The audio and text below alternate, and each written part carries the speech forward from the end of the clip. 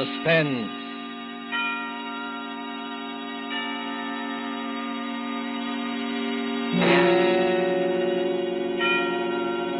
This is the Man in Black, here again to introduce Columbia's program, Suspense.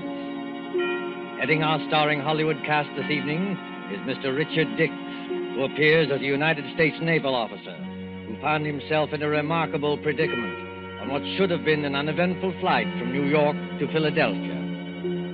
As fellow passengers aboard the airliner are Miss Gail Page as a girl named Monica, and Mr. Montague Love, who plays that aged and domineering millionaire Silas Naylor. A story by John Dickson Carr called Death Flies Blind is tonight's tale of suspense. If you have been with us on these Tuesday nights, you will know that suspense is compounded of mystery and suspicion, dangerous adventure.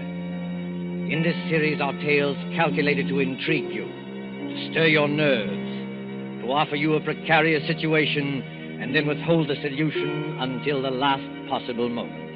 And so it is with Death Flies Blind and the performances of Richard Dix, Gail Page, Montague Love, and our other players, we again hope to keep you in suspense.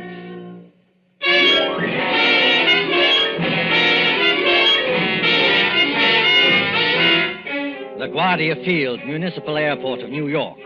LaGuardia Field, vast behind its white buildings. On a gray spring afternoon when rain splashes across the runways, dims the sky, and spatters on the wings of a great silver-painted airliner waiting beyond. Already as the limousine bus from the New York terminus slowly draws up to the waiting shed, you can hear the loudspeaker. 72, New York to Los Angeles. The big limousine bus, besides its driver, contains only two persons. One is a tall young man in United States naval uniform, with the stripes of a lieutenant commander around his sleeve. The other is a tall and dark-haired girl, her face a little frightened in the gloom. Flight 72, New York to Los Angeles. Plane ready to take off at gate number 6. Have your tickets ready, please. Fred, that can't mean us. Now, take it easy, Monica. We're not too late. They won't go without us. No, I mean it says New York to Los Angeles. That's right, Monica. We're only going to Philadelphia. You're still right, my dear. I arranged for a special stop at Philadelphia. It won't take long, and then they go on nonstop from there. Fred, that's just it. Who's going on from there? Oh, you'd be surprised. This airport bus must hold 20 people, but there's nobody in it except ourselves and the driver. Who's going on to Los Angeles or anywhere else? I was going to tell you about that, Monica. All right, miss. All right, sir. Hop under that shed and out the door on the other side. Oh, got your tickets ready? Yes, I've got them. All set, Monica? The rain is certainly coming down. Do they take off when it rains like this? Oh, miss, a little rain don't bother them. What does bother them is unsettled weather at other places. You mean it's perfectly safe? They never take off, miss, unless it is safe. You better hurry up now.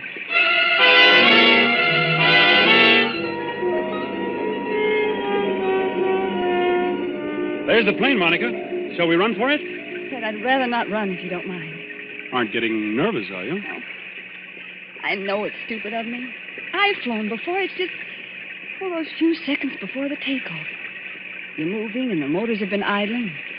All of a sudden they start to roar. The plane races ahead and the roar gets louder and suddenly you think, am I ever going to get down alive? Now, look here, my dear. Oh, I'm sorry, Fred. There's nothing to worry about, you know. Of course not. I'll be good. It's just this dismal day and a ghostly bus without any passengers. And... Fred, look. Where? At the plane.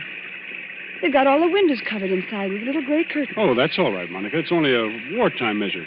Wartime measure? Yes. Just keep those curtains closed for some minutes after taking off and before landing. So no one can make maps or take pictures of our airports. Anything could happen up there, couldn't it? No. And what's more, if you're worried about your fellow passengers, look over your shoulder. Well, there are some people coming through the gate. Yes, you see the little gray-haired man with the big fellow on each side of him? The secretary dashing around them like a destroyer in a convoy? You know, I've seen that gray-haired man somewhere before. You've seen his picture. That's Silas Naylor, the third richest man in the world. Those two big fellows are his bodyguard. Does he need a bodyguard? Well, not more than most of us, I imagine.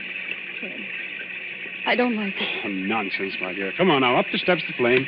Give your name to the air hostess at the door. That's it. Good afternoon, miss. May I have your name, please? I'm Monica Vale. You're the air hostess? That's right, Miss Vale. Take any seat you like. And you, sir?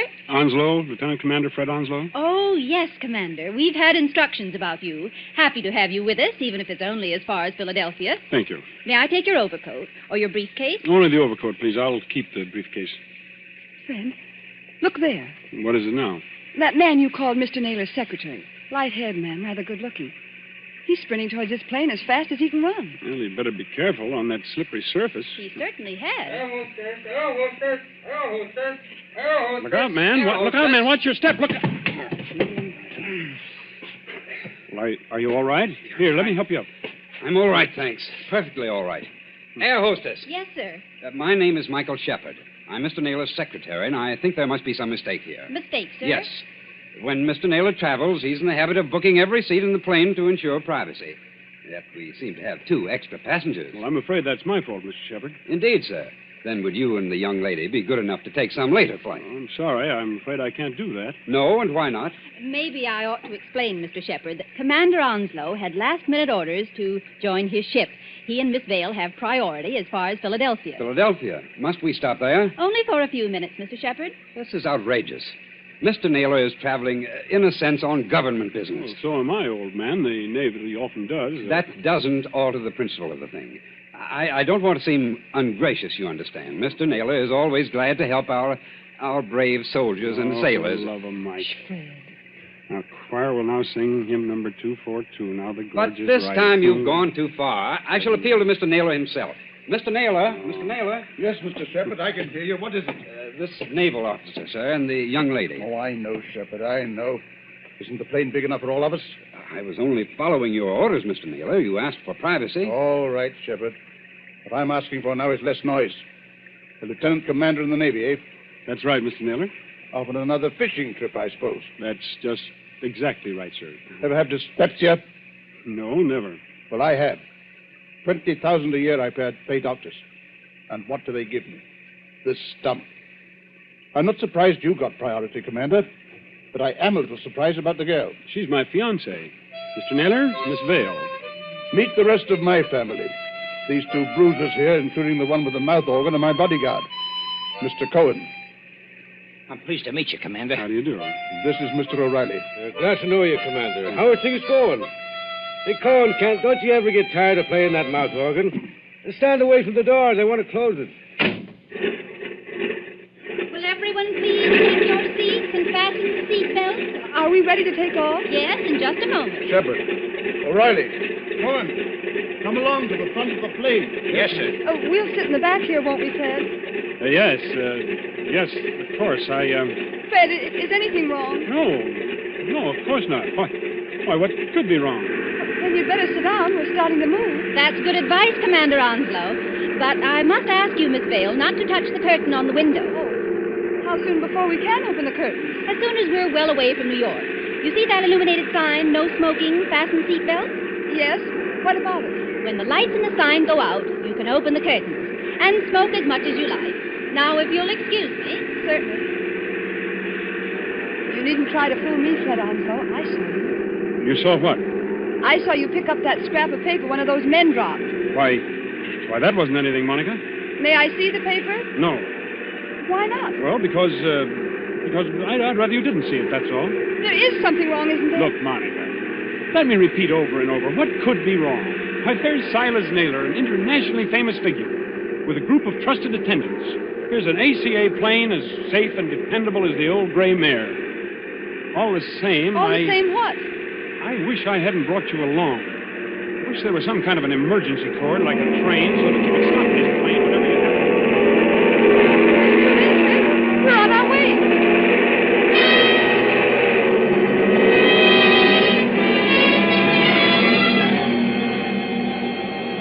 "15 minutes, 30 minutes, 40 minutes. The great silver plane throbs against dead quiet. It's warm and stuffy in the cabin, despite the hissing ventilator. Dim white reading lamps shine down on a double row of cushioned chairs along one side and a single row of cushioned chairs along the other. Ahead, above the closed door to the pilot's control cabin, the red glowing sign still warns against opening those curtains. Aft in the plane sits Commander Onslow, his eyes fixed on the clock under that illuminated sign.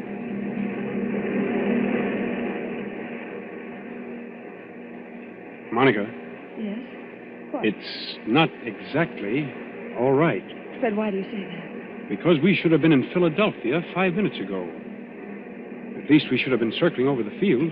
And we're not? No. But we're still 10 or 12,000 feet up if the pressure on my eardrums count for anything. And traveling like a bat out of Hades. Weather's delaying us, I guess, huh? Maybe it is. It's awfully bumpy, isn't it? Yes, a little. Makes you gasp for breath and your stomach turns. Oh! That was a bad one. Not getting airsick, are you? I don't think so. I wish I had some of that chewing gum they give you. A ring for the air hostess. She'll bring you some. I did ring the bell, Fred, and there's no answer. Oh, she's busy in the pantry back there, that's all. She didn't hear you. Here, I'll get you some gum. No, wait, I'll go. Sure you're all right? I want a powder my nose anyway. Besides, you're going to have company. Our Mr. Shepherd is weaving along this aisle as though he didn't like air pockets either. Well, thank the Lord one of that party's awake up there. I thought they were all dead. Don't say that. Say what? Dead. A spooky plane with everything so quiet and dead itself. Remember how the pilot walked through a while ago and looked around and walked right back to the control cabin again? No, I didn't notice him.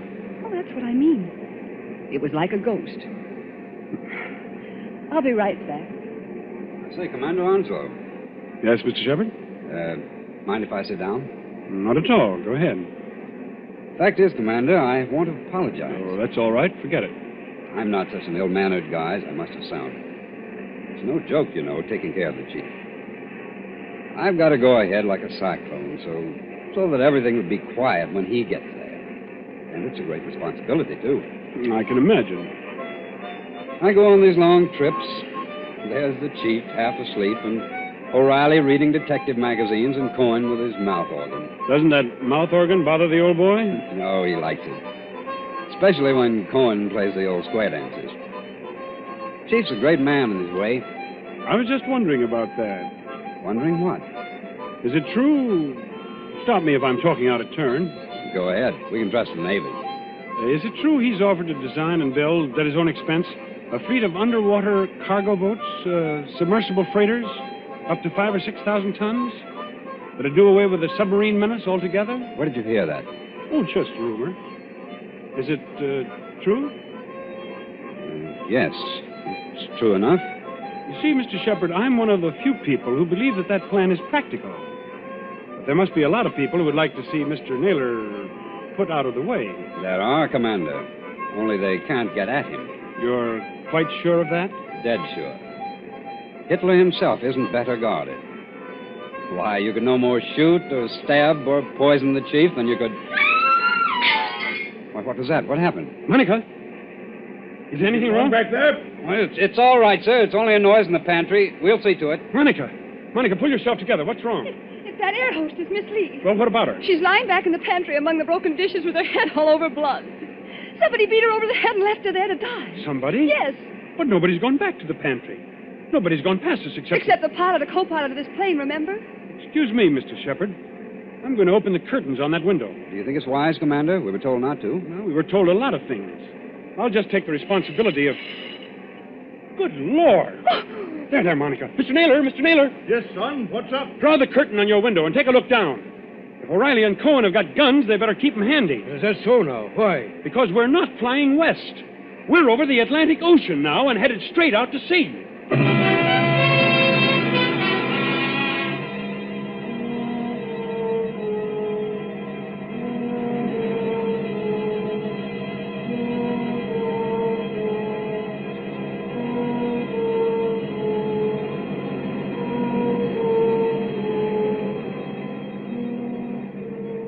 Gray water, thin clouds. We must be miles and miles away from land. We are miles away from land. Does anybody here know anything about first aid? I do, Commander. I studied medicine in the old days. Then you better go back and look after the hostess. We'll join Mr. Naylor. Steady, Monica. Well, I'm all right. It's this horrible blind feeling, that's all. Air pocket, look out. See here, Commander. We're over the ocean. What the devil's going on here, eh? You're being kidnapped, Mr. Naylor. That's my guess. Kidnapped, did you say? Ah, come off it, Commander. We ain't as dumb as that. The pilot and the co-pilot of this plane are fakes. They've replaced the real officer. Ah. On a dark day like this, with their raincoat collars turned up, they could have gotten away with it. And hijacked us straight off the airfield. Is that it? Yes, I'm afraid so. The hostess must have spotted one of them and knocked her out. Now, what about the airport? Wouldn't they know a plane was missing? Well, not until we failed to show up at Philadelphia. The pilot would report by aerial radio telephone about, 15 minutes out of New York. But after that, silence. Excuse me, Commander. You say these two fake pilots are still aboard? In that compartment there with the closed doors? Yes, that's right. Then what are we waiting for, Cohen? Can we get to work on them? You said it, Barney. Now, wait a minute, both of you. You wouldn't be trying to stop us, would you, Commander? The one thing we don't want is a gunfight 12,000 feet up. Can any of you fly a plane? No, not one of us. Well, neither can I. So if anything happens to those two pilots, how are we going to get down? I see, young fellow. Well, what are you going to do? First of all, we'll try rapping on the door. Have your gun ready. You can count on that, sir. Fred, listen to me. Be quiet, Monica. Has this anything to do with a scrap of paper you picked up off the floor? What scrap of paper, Commander? Never mind, sir. Why, this door, it's unlocked. Unlocked? Now, don't take any fool chances, young fella. The way I always did when I was your age. Stand to one side when you open that door. Let Cohen and O'Reilly take care of it. Good Lord. Well, the control cabin is empty. There's nobody at the controls. You mean we're flying without a pilot? Yes. See that stick move back and forth? As though a ghost had hold of it? Those crooks do. They set the automatic controls. It's a gyroscope attachment that keeps her steady. And then they must have bailed out. And what's going to happen to us? You see, Monica, the fact is... Go on, Fred. Tell me the truth. I'll know if you don't. Well, we'll go on until our gas runs out or until a storm hits us. Then we'll dive into the sea. It's as good a way of killing Mr. Naylor as any. I see, son. Have we got any chance at all? Frankly, I don't know. Wait till I get a look inside of that control cabin. Holy Mother, that's Dutch.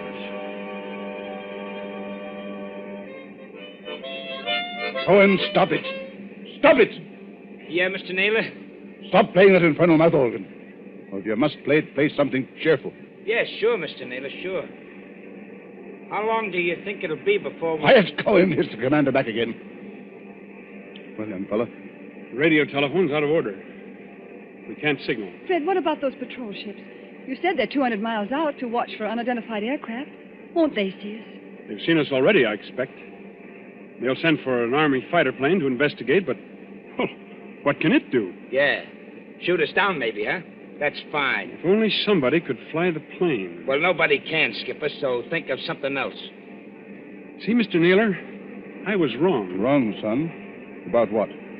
One of your party, and I can guess which one, dropped a torn piece of paper.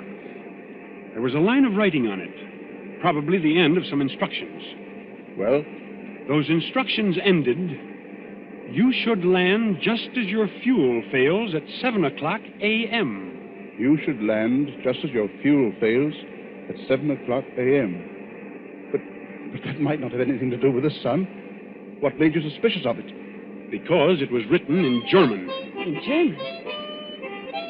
Quiet, Cohen. I can't hear myself think. Okay, Mr. Naylor. I'm sorry. I thought the fake pilots were kidnapping you, maybe abroad. There's not enough fuel for that, is there? Well, if there's enough fuel for Los Angeles, then there's enough for Europe.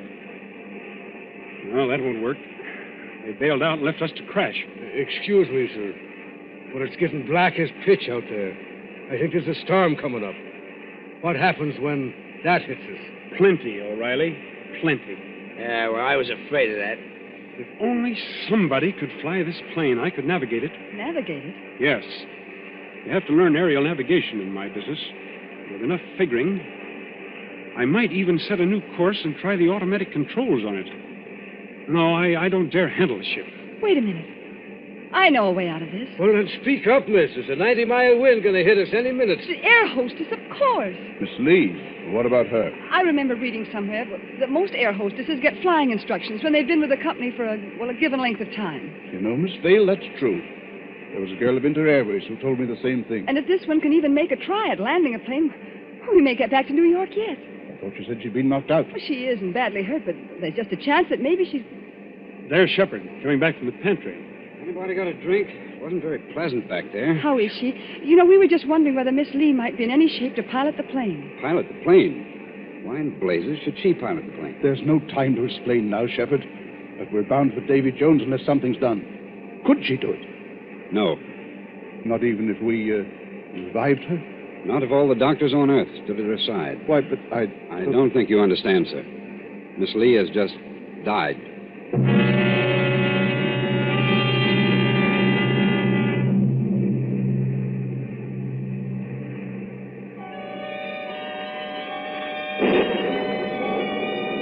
Thin singing of wind above the clouds, then storm with a white eye of lightning at the windows.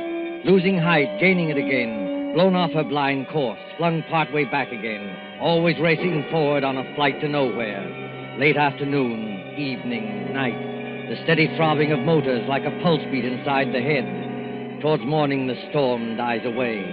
In that dim cabin, there is exhaustion of nerves. The hands of the clock stand at 1:45 in the morning.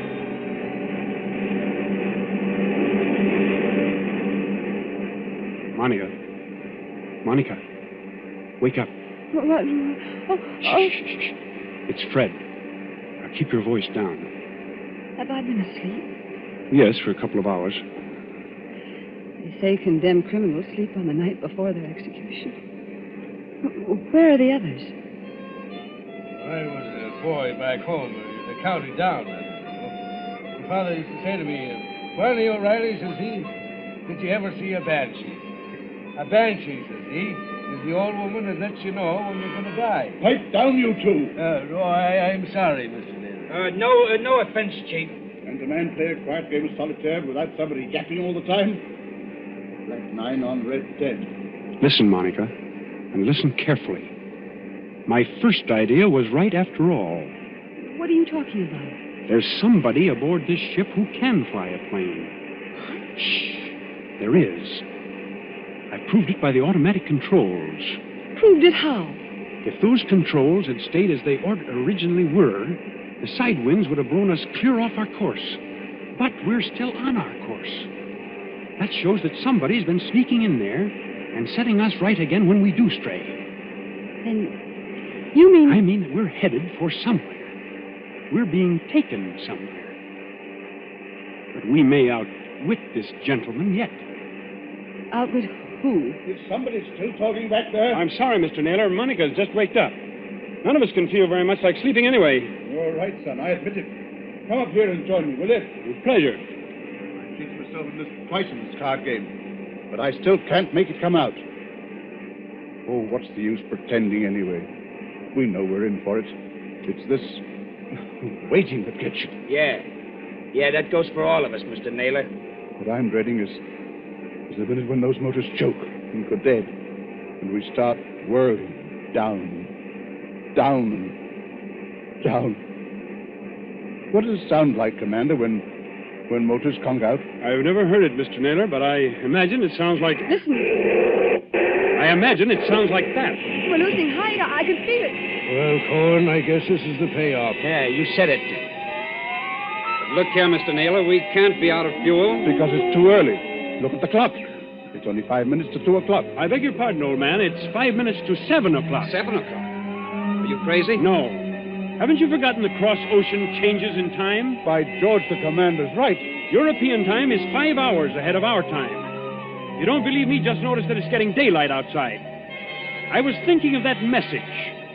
You should land just as your fuel fails at 7 o'clock a.m. Stand perfectly still, all of you. Yeah, what's got into little Lord Fauntleroy? I'll show you what's got into me, my friend. Yes, I rather thought you would. I shall go into that control cabin. Follow me if you like. I shall sit down at the controls, and I shall bring this plane safely to the ground. Safely to the ground? Where? In Germany, of course. Germany? Don't pull a gun, Cohen. If you plug him, we're all done for. That is good advice, Mr. Cohen. I might add that we're getting closer to the ground every minute. For the love of... Do I take control? Yes, go ahead. But We're following you. Follow by all means. All right. Let's get comfortable here. I take up my position, so. There's fog below. Can you see? Well enough, Miss Dale. Well enough. We must go down rather quickly. And I can't help if it's somewhat rough on your ear. You young swine, what's the idea? The idea, dear patron, is to bring you and your plans for a submarine freighter to a country which will appreciate them. Then those two fake pilots? They were colleagues of mine. Unfortunately, if they had remained, your pug uglies would have started a gunfight, and none of us might have got here. Well? So they left by parachute. And I brought you safely, without blood or toil, into the boundaries of the Third Reich. You're going down too fast, man. Now take it easy. I am perfectly in command, thank you. Look out! The trees, Look out, they're coming man. straight up at us.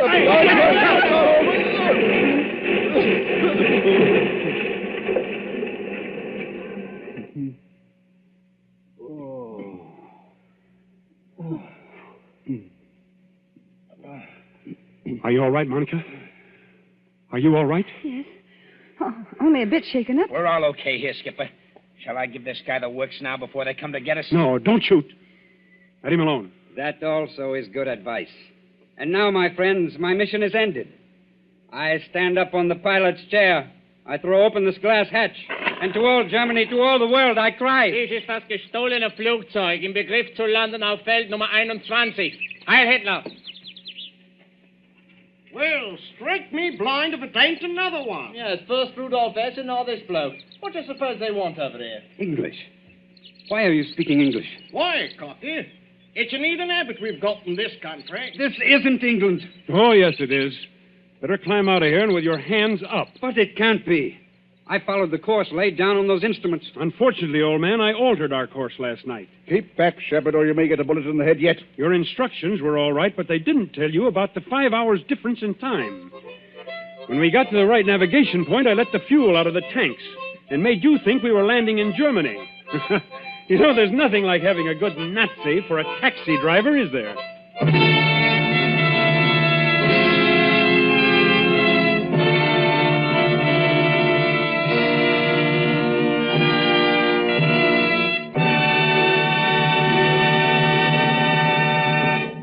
And so ends Death Flies Blind, starring Richard Dix with Gail Page and Montague Love. Tonight's tale of Suspense.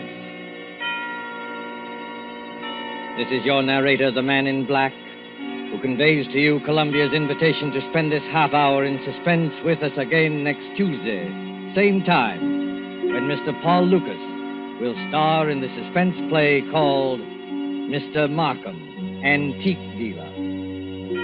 Ladies and gentlemen, on the following Tuesday, May 18th, Mr. Charles Lawton and Miss Elsa Lanchester will be with us in one of the most famous of Agatha Christie's thrillers, The ABC Murders.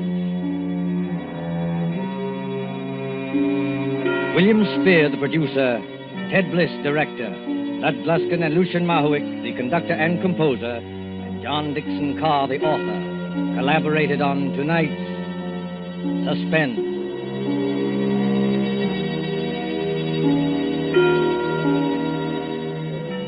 This is the Columbia Broadcasting System.